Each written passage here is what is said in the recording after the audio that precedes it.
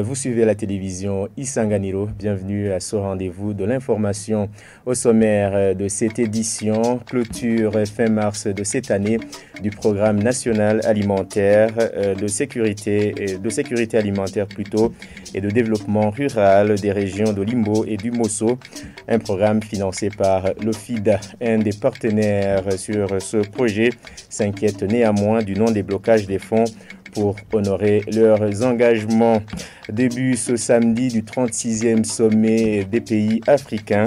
À l'ordre du jour, l'accélération de la mise en place de la zone de libre-échange continentale dans un contexte marqué par les répercussions de la guerre en Ukraine. Les détails, c'est après cette courte pause.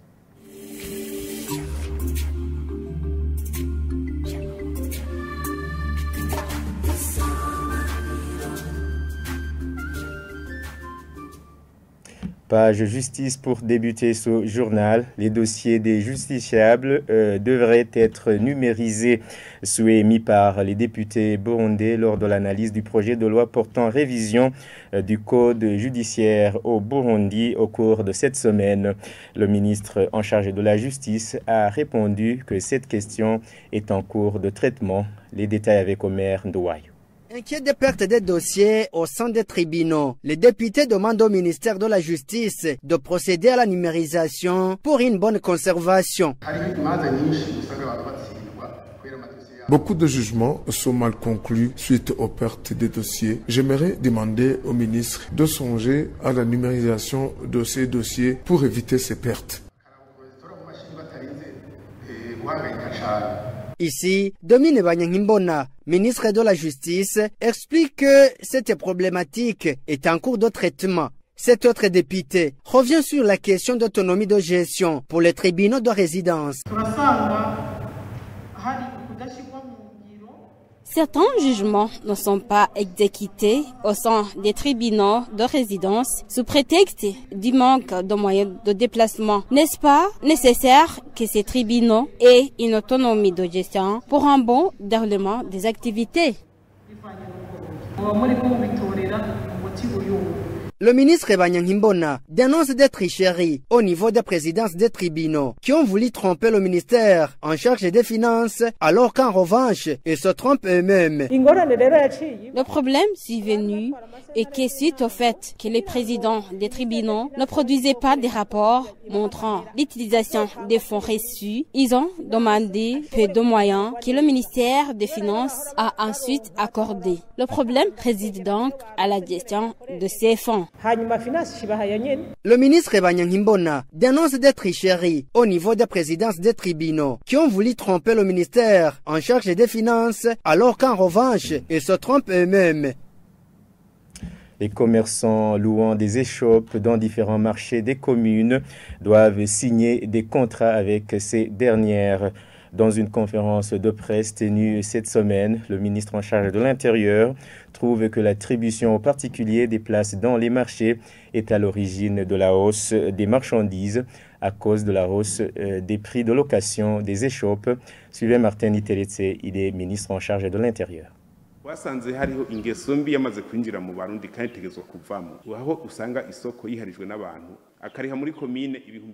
Nous avons constaté de mauvais comportements à bannir chez les Burundais. Des particuliers s'approprient le marché, faisant entrer une somme de 40 000 francs burundais seulement dans les caisses communales et louer les échoppes du marché à des centaines de mille francs burundais aux occupants. C'est une attitude à décourager parce que ça ne fait que ruiner les commerçants. Imaginez-vous, la commune ne reçoit que 40 000 francs burundais, alors que le commerçant qui occupe les shops paie 300 000 francs burundais par exemple. Le particulier qui donne à loyer cette échoppe, ne fournissant aucun effort, reçoit 250 000 francs burundais chaque mois pour une échoppe. Multiplier cette somme par 20 échoppes, il a 5 millions alors qu'il n'a pas travaillé. Nous devons faciliter la population. C'est elle qui doit bénéficier en premier lieu de nos services. Nous devons tous travailler et suer comme les autres. Par ailleurs, cela impacte même les prix de différents produits sur les marchés parce que ça devient difficile aux commerçants de se rembourser sans qu'ils ne rehaussent pas les prix. Favorisons alors les citoyens.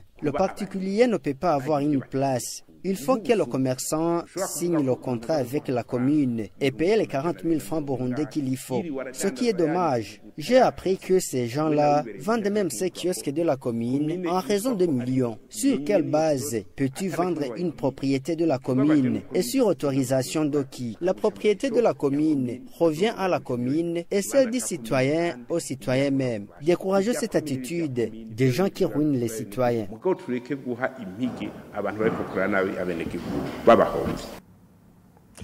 Le programme national de sécurité alimentaire et de développement rural des régions de Limbo et du Mosso, financé par l'OFIDA, va prendre fin mars de cette année.